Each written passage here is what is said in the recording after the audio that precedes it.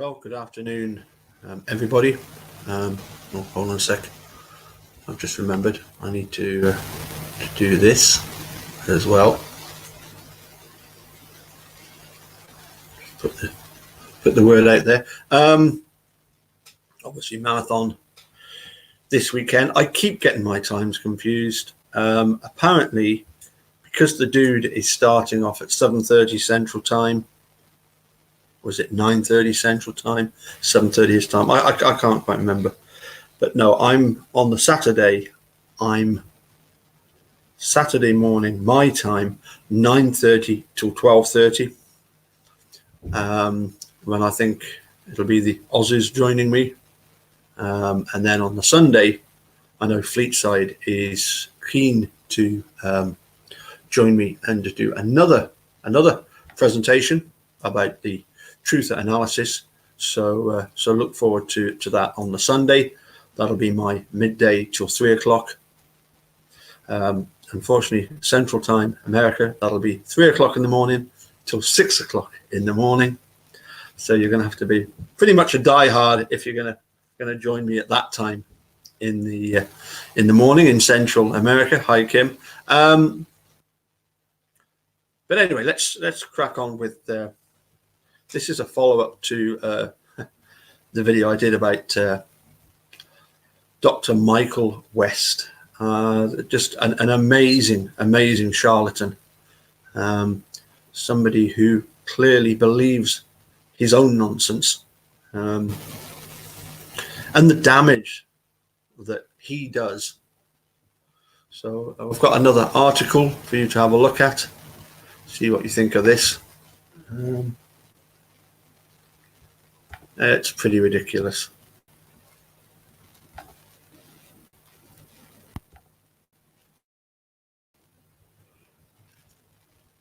So, here we go. And I'm going to check and make sure that everything's okay as far as the video is concerned. They say to have two screens when you do this, so let's see now.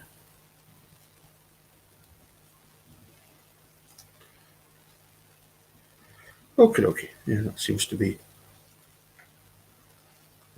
okay. Yeah, excellent. Oh, and hi, Cherie. So here's an article.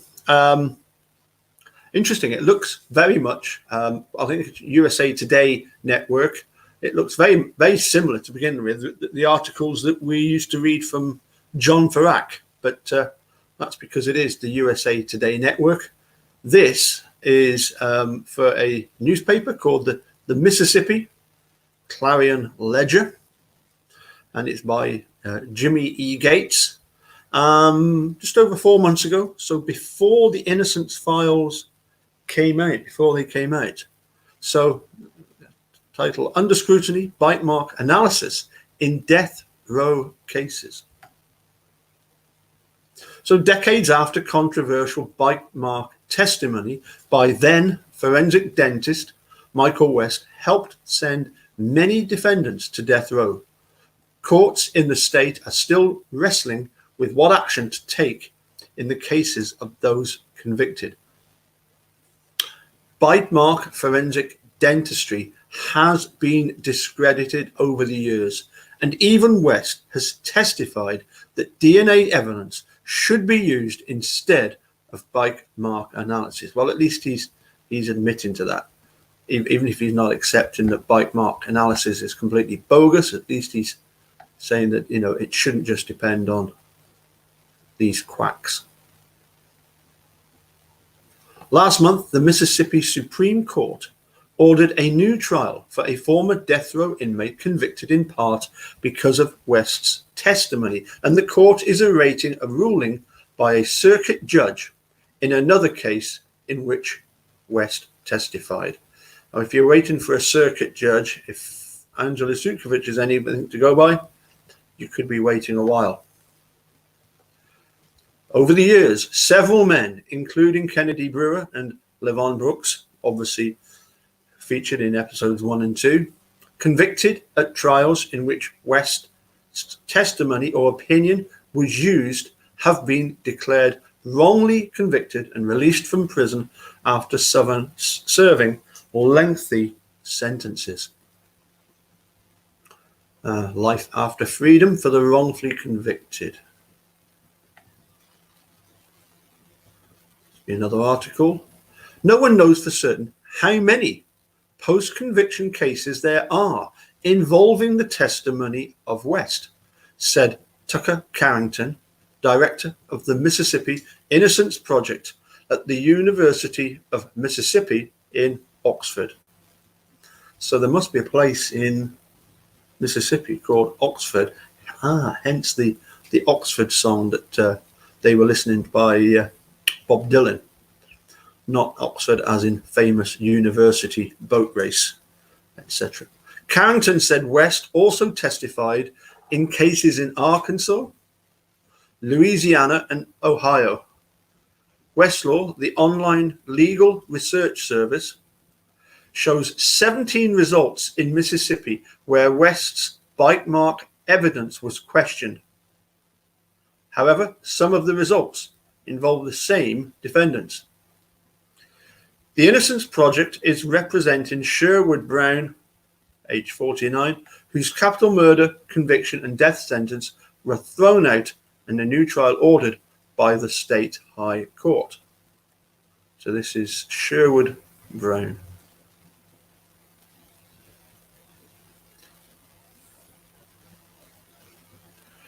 Oh dear. Brown was convicted and sentenced to death way back 1995 in DeSoto County for the 1993 hacking deaths of Betty Boyd, aged 82, and her daughter-in-law, Verlyn Boyd, 49. He was also convicted and sentenced to death in the killing of Verlyn's daughter, Evangelo Sharman Boyd, 13. The teen was also sexually assaulted.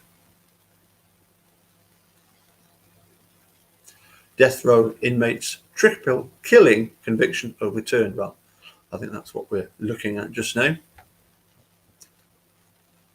In 2012, the state high court ruled Brown could try to prove he didn't commit the crimes through biological evidence, if any existed. The court said if DNA evidence existed, the lower court judge should order DNA testing.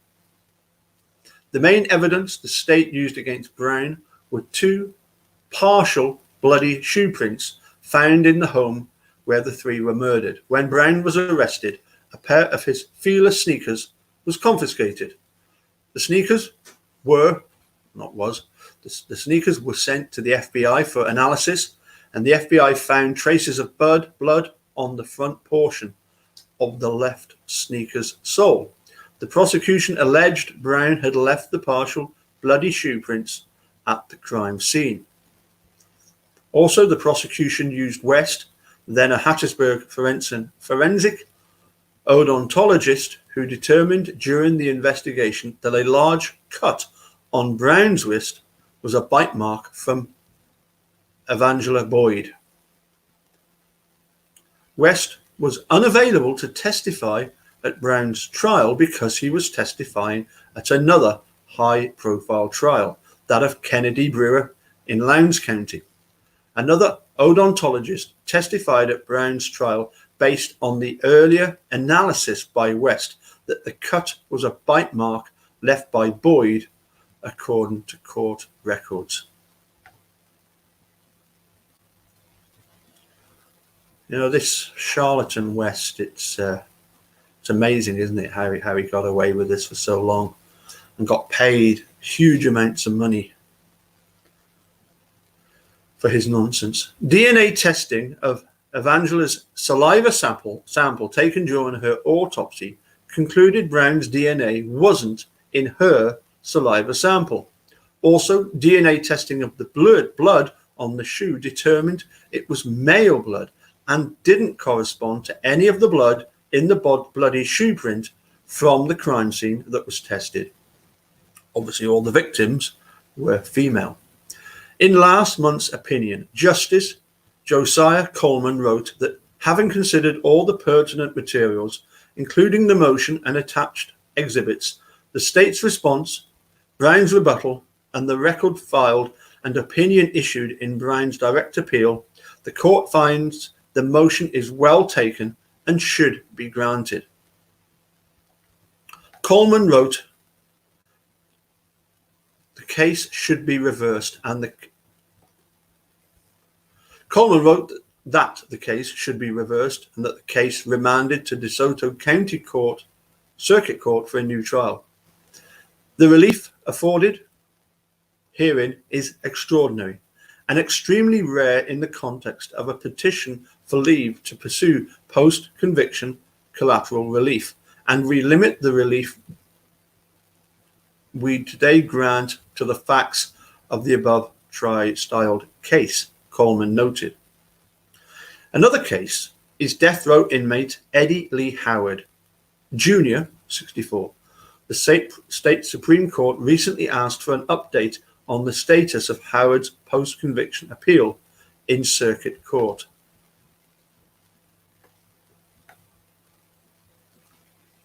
Eddie Lee Howard. The Mississippi Innocence Project is also representing Howard in the appeal.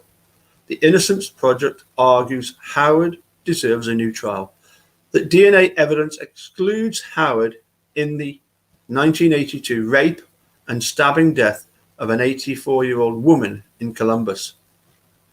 It was West's testimony that bite marks on the 84-year-old woman's body after it was exhumed, matched Howard's teeth. My goodness. Special Assistant Attorney General Jason Davis argued in court papers that Howard wasn't innocent.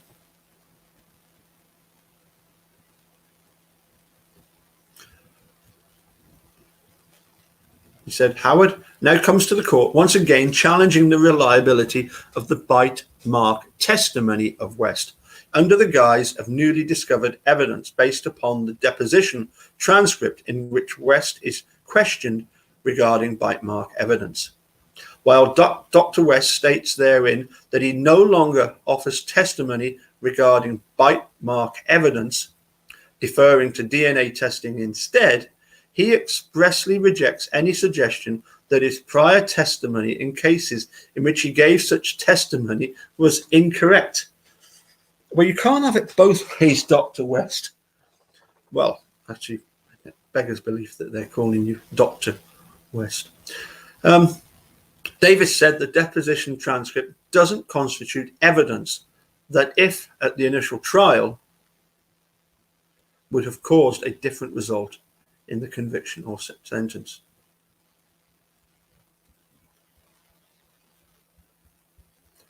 We're nearly finished here.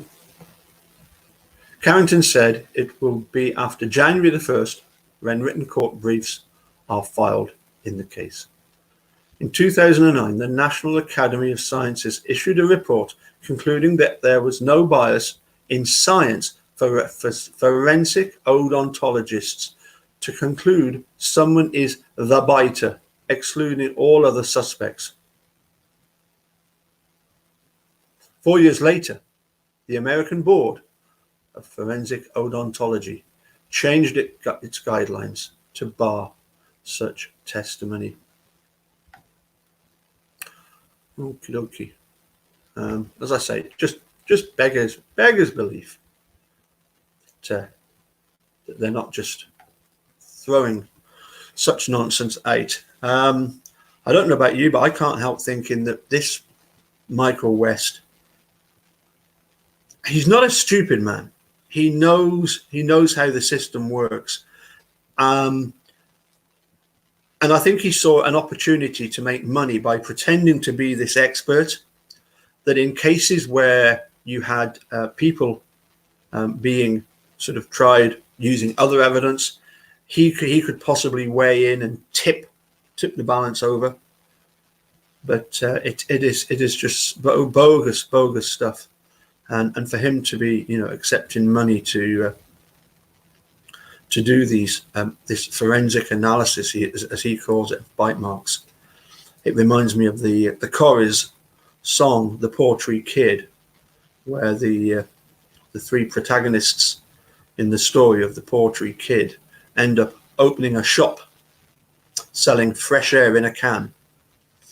You know, it's nice work if you can get it, and clearly this ridiculous Dr. Michael West did get away with it for a long time.